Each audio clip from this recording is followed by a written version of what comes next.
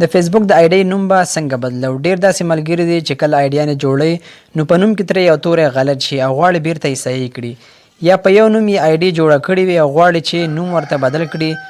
نو په دې ویډیو کې به تاسو ته د فیسبوک د آی ډي نوم بدلولو طریقې کار ښیم چې د کوم ځای نه او څنګه موږ د فیسبوک د آی ډي نوم چینج کوو.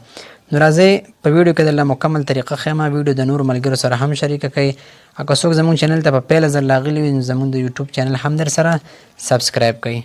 زه د ویډیو پر طرف باندې تر څو دغه طریقه ستاسو ته پریکټیکل په فیسبوک کې وښیم. نو رای به شي تاسو په خپل موبایل کې فیسبوک ته چې څنګه فیسبوک کولاو کو به ښي طرف ته تاسو ته درې لاینه ښکاري، په دې درې لاینه باندې به تاسو کلیک کړئ. څنګه په دې باندې کلیک کړو نو تاسو به لاندې ګورئ په دې سیټینګ ان پرایوسي باندې کلیک کړئ. بیا به تاسو په دې سیټینګ باندې کلیک کړئ.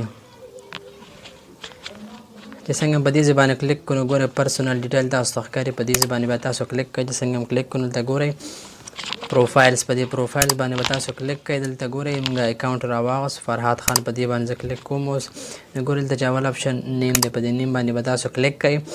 ګورئ دلته فرست نیم او سر نیم لاندې لیکل شوی، صحیح ده. تاسو چینج کول غواړئ نو ګوره په دې باندې کلیک کړئ. تاسو ورته دا نیم چینج کړئ. فرض کړئ زه ورته لیکم ساحل، صحیح ده. دلته سر نیم کې زه لیکم جان، صحیح ده.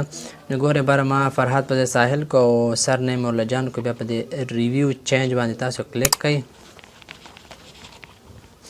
دا دی تا ته ووایي ساحل جان نوم ورته ږدي که نه جان ساحل نوم ورته ږدي. نو خوښه که ستا که جان ساحل نوم دی په دې باندې کلیک کوه، که نه ساحل جان همدغه نوم ستا خوښ دی نو په دې باندې کلیک کوئ. بیا سیف چینج باندې کلیک کوئ.